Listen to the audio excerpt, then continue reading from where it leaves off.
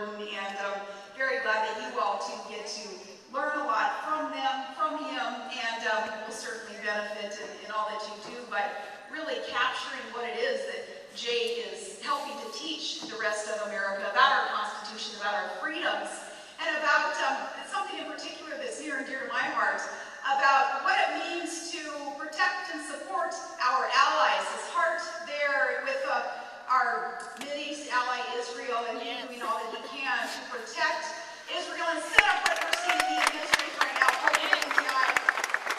I'm personally very, very appreciative of all that Jay is doing there.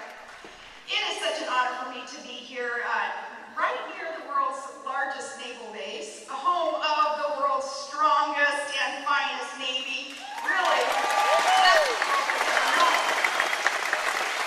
Kind of feels like sacred ground.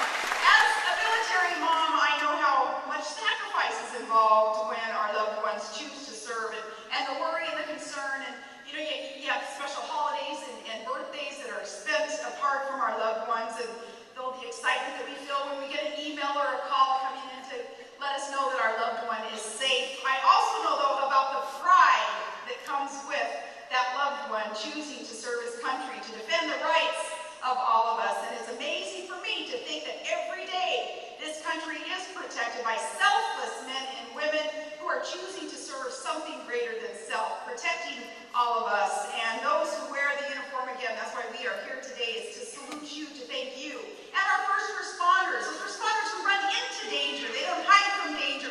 Our heart goes out to you, kudos to you, hats off. Thank you, first responders, and again, thank you to the United States military. Now, I know that this evening you heard a bit about economic news in the U.S., and I want to shift gears just a little bit and talk about some national security issues.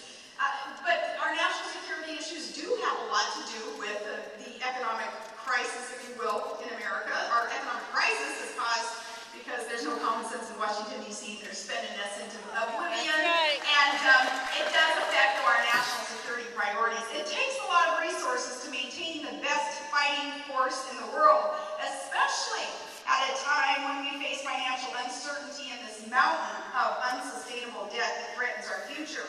And that debt, these record deficits that we're seeing in these past few years especially, what it's resulting in, it's generational theft. What we're doing is stealing from our children the opportunities that they should be receiving too from this great nation.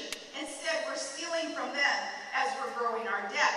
We have a federal government that is spending trillions because of skewed priorities. And this government that has recently nationalized whole sections of our economy, kind of turning us into, some of us are looking at this, turning us into something that's almost unrecognizable, where we're not familiar with what this path that we're on, where it may lead us to. The sections of our economy, of course, being overtaken and shoved away so that government can have more control, including the auto industry, the insurance industry, and healthcare, and student loans, and the list goes on and on. All of it is at enormous cost, obviously, to the taxpayer. The cost of Obamacare alone, about $2.5 trillion. And as a result of these trillion-dollar spending bills under Obama, America is going bust in a hurry. By 2020, we may reach debt levels of about $20 trillion, which is, double what we're seeing today. And it reminds me of a bumper sticker that a couple of folks had emailed me the other day. They'd taken a picture of this guy's truck, and it said, "Please, don't tell Obama what comes after $1 trillion. He didn't tell them. I mean, and that, of course, is next to that standard bumper sticker now that we're seeing everywhere that's saying, how's that hokey-changey thing working out for you?" I saw another one. Somebody emailed me a picture of on a jarhead. It was military Jeep, and you can usually tell the military guys when they're driving. On this military Jeep, the guy, he had a homemade bumper sticker, and it said, "It's we the people, it's not me the president." I think those sentiments, though, are really this manifestation of this desire that so many, I have to believe it's the vast majority of Americans, so many of us desire to see something to be done urgently to stop the out-of-control Obama-Reid Pelosi spending machine. And no government agency really should be immune from budget scrutiny. But we must make sure that we do nothing to undermine the effectiveness of our United States military when we're talking about the budget cuts that we need. Nothing to undermine our military.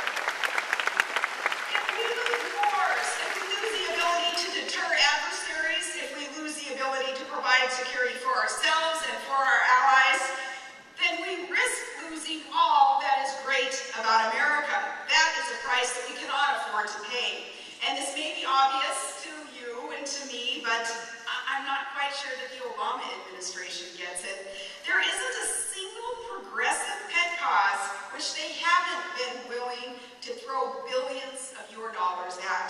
But when it comes to defense spending, all of a sudden, they start preaching a message of fiscal restraint, finally. But our defense secretary even recently stated that the gusher of defense spending was over and that it was time for the Department of Defense to tighten its belt.